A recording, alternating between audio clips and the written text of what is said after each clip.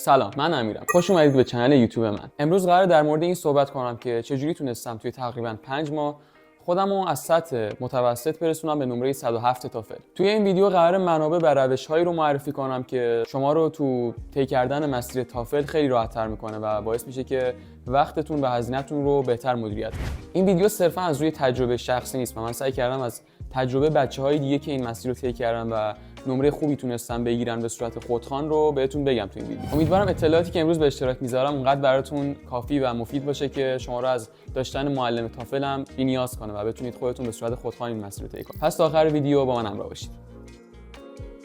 اصلی ترین منابع تافل TPO و نئو هستن. حالا این دوتا اصلا چی هستن؟ TPO آزمون‌های قدیمی تافلن که با فرمت قدیم موجودن و توسط خود سایت ETS هم منتشر شدن و همه میتونن ازش استفاده کنن. اما آزمون‌های نئو یکم داستانشون فرق میکنه. آزمون‌های نئو با فرمت جدید تافلن، یعنی همین تافلایی که الان داره برگزار میشه، اما رسمی نیستن و حالا اونجوری که میگن هکرهای چینی سایت ETS رو هک کردن و حالا یه سری از آزمون‌هایی که موجود بود رو منتشر کرد. برای دسترسی به آزمون‌های نئو و TPO دو تا سایت موجودن که ازشون میتونید استفاده کنید و من پیشنهاد میکنم. سایت تست هلپر و سایت تستینو. این دو تا سایت علاوه بر آزمون‌هایی که اونجا قرار دادن یک سری ویژگی‌هایی هم دارن، مثلا جبل لایتنر رو اینجور قابلیت‌ها که کار شما رو برای زبان خوندن و تافل خوندن آسان‌تر می‌کنه. اشتراکشون هم اونقدر گرون نیست. جدیداً چک نکردم اما فکر می‌کنم که هنوزم زیر 200,000 تومان باشه اشتراک معینش. تعداد آزمون‌های نئو و TPO تقریباً زیاده و شاید وقت نکنیم که همه این آزمون‌ها رو بزنیم. حدوداً هر کدوم بالای 100 تا آزمون دارن و هر آزمونی تقریباً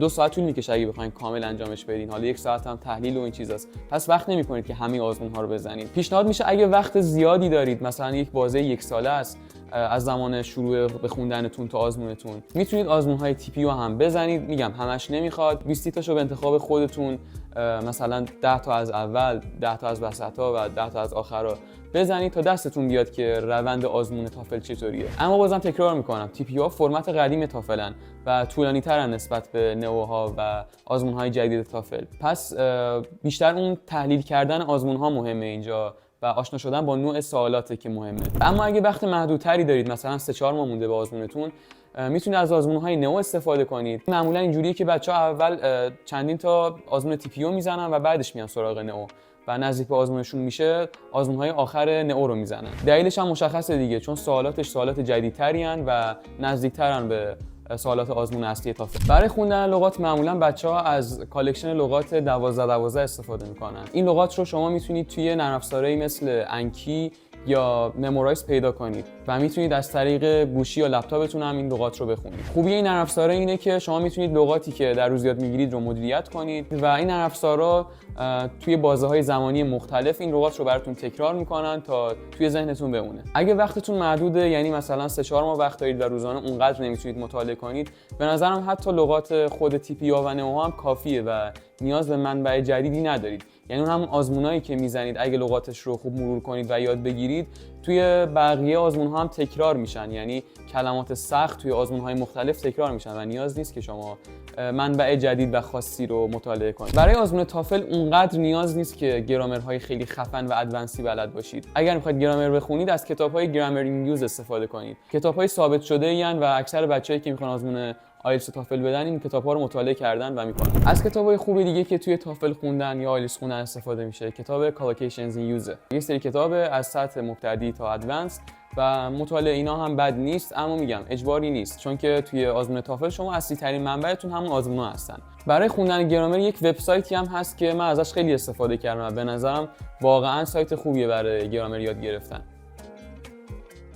من زمانی که شروع کردم که TPO و نئو بزنم، نمره ریدینگم تقریبا روی 18-19 بود. وقتی که آزمون دادم تونستم نمره 29 رو بگیرم از 30. اما این پیشرفت از کجا اومد؟ همونجوری که توی ویدیو قبلی هم بهتون گفتم، متن‌های ریدینگ تافل یک ذره سنگینن. متن‌های آکادمیکی هستن که گاهن لغات و گرامر و استراکچر سختی توشون استفاده میشه. پس عادت کردن به این نوع متن‌ها یه ذره اون اوایل سخته. اما هر چقدر بیشتر آزمون بزنید و بیشتر متن ببینید، راحت‌تر از پس تستا برمیایید. یه مهارتی که توی این روند طی می‌کنید و بهتر میشید توی ریدینگ اینی که معنی لغات رو بدون اینکه بلد باشید بفهمید متن در مورد چیه، یعنی توی کانتکست به اصطلاح بفهمید، چون واقعا قرار نیست و ما نمیتونیم توی وقت محدودمون همه کلماتی که موجود هست توی تافل و ممکنه بیاد رو یاد بگیریم. باید این مهارت رو توی تافل به دست بیاریم که بدون اینکه معنی چند تا کلمه رو بفهمیم دقیقاً که معنیشون چی هستن، بتونیم کل متن رو بفهمیم و اگه تستی بیاد از اون قسمت بتونیم جواب بدیم به اون تست. من برای تحلیل ریدینگام همیشه 2 تا کار رو انجام میدادم. اول از همه بعد هر آزمون مینشستم،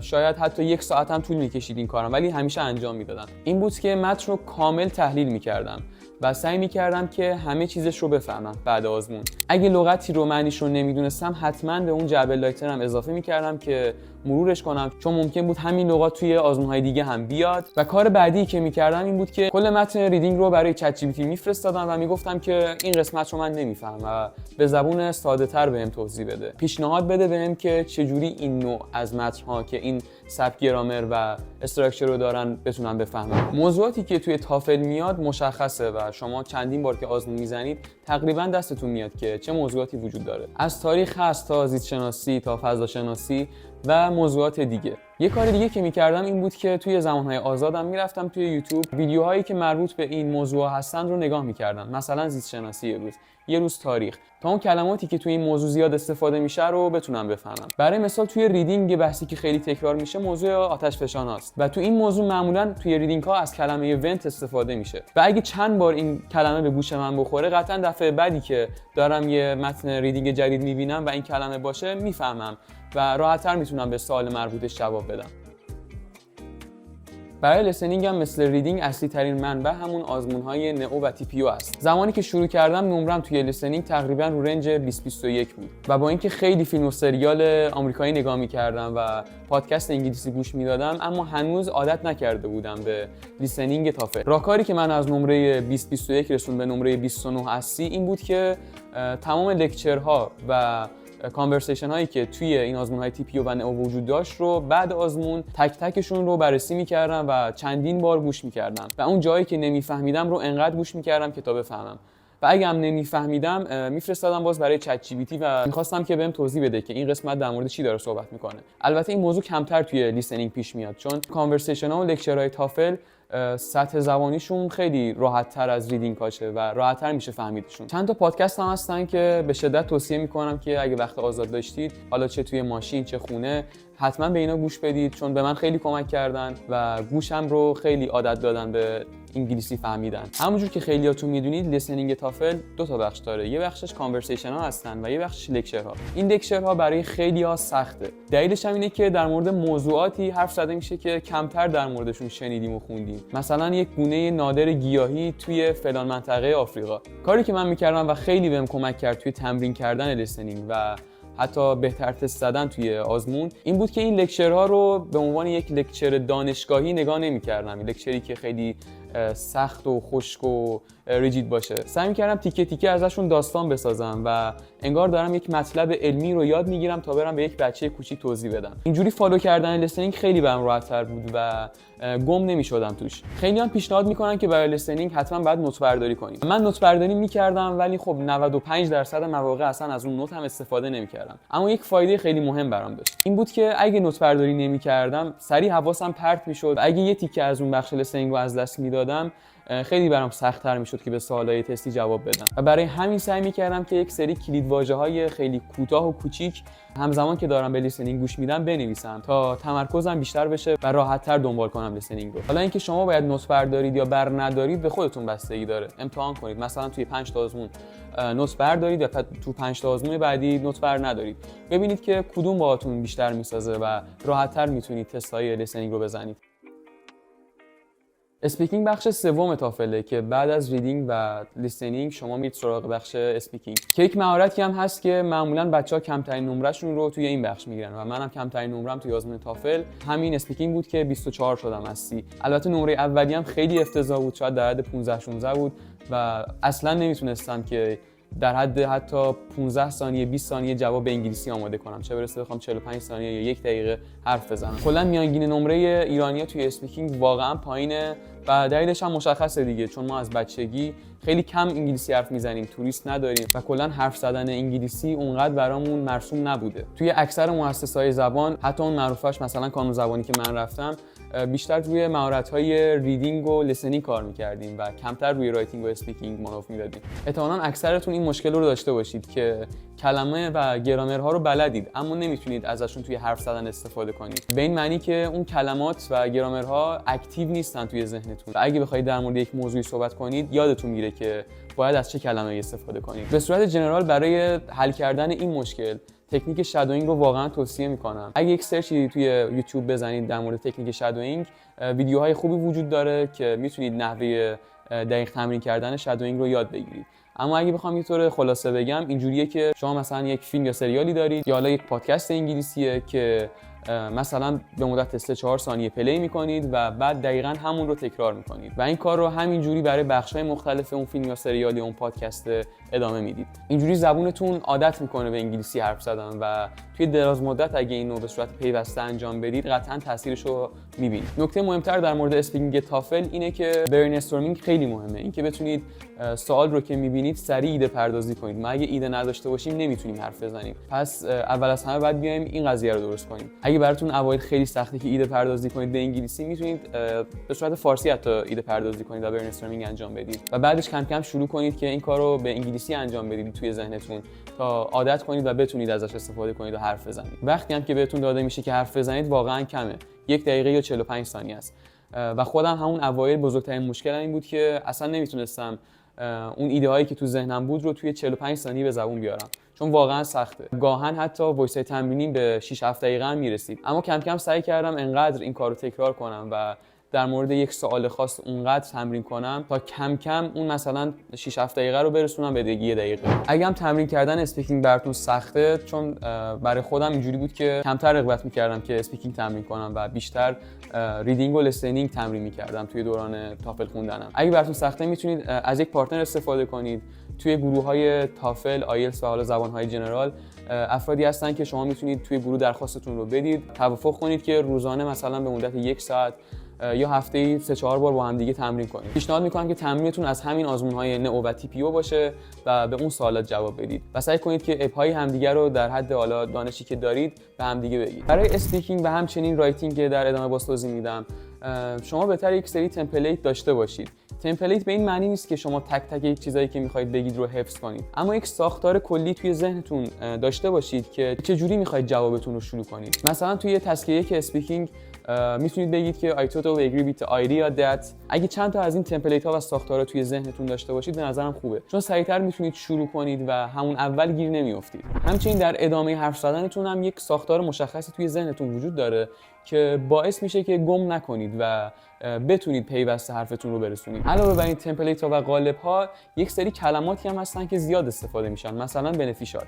این کلمات رو هم سعی کنید که یاد بگیرید، کلماتی که جنرال ترن اما خیلی توی اسپیکینگ ها اضافه میشن. سعی کنید نمونه اسپیکینگ بچه‌هایی که قبلا آزمون دادن و نمره خوبی توی اسپیکینگ داشتن رو پیدا کنید و از اون کلماتی که زیاد استفاده شده یک لیستی تهیه کنید و سعی کنید که ازشون استفاده کنید توی جواباتون.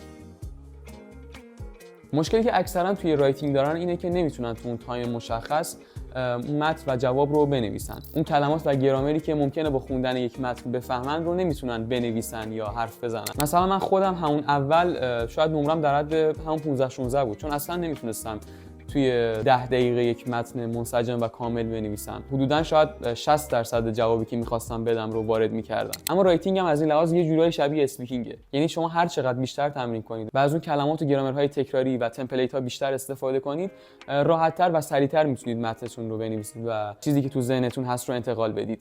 بازم میگم توی رایتینگ و اسپیکینگ یکی از منبع‌های خوبتون میتونه سامپل جواب بچه‌ای باشه که قبلا آزمون دادن و نمره خوبی تو این دو تا اسکیل تونستن بگیرن. میتونید از تمپلیت‌های اونها ایده بگیرید، از گرامرهایی که استفاده میکنن و از کلماتی که توی رایتینگ و اسپیکینگشون زیاد استفاده کردن. از اونها یک لیست تهیه کنید و سعی کنید شما هم توی جواباتون از اونها استفاده کنید. برای تصحیح رایتینگ و اسپیکینگتون هم میتونید از چت جی پی تی استفاده کنید. نمره‌دهی هوش مصنوعی یا مثل همین چت جی پی تی یا بقیه هوش مصنوعی یا نمره دهی دقیقی نیست. میتونه نزدیک به نمرتون باشه، اما برای من همیشه توی همه سامپلایی که فرستادم برای چت جی پی تی تا برام تصدیق کنه، حداقل 2 نمره از نمره ماکم و آزمون اصلیم کمتر بود. پس پیشنهاد میکنم زیاد به نمره‌ای که میده دقت نکنید و سعی کنید ازش فیدبک خوب بگیرید. حالا چجوری این کارو کنید؟ شما اگه یک سرچ بزنید توی اینترنت میتونید معیار نمره دهی تافل رو پیدا کنید. حالا اگه تافل اسکورینگ روبریک رو سرچ کنید براتون میاره همون سایت اول. میتونید این معیار نمره دهی تافل رو برای چت جی پی تی به همراه سوال و جوابتون بفرستید و بهش بگید که طبق این به فیدبک بده، غلطاتون رو پیدا کنم و بهتون بگن که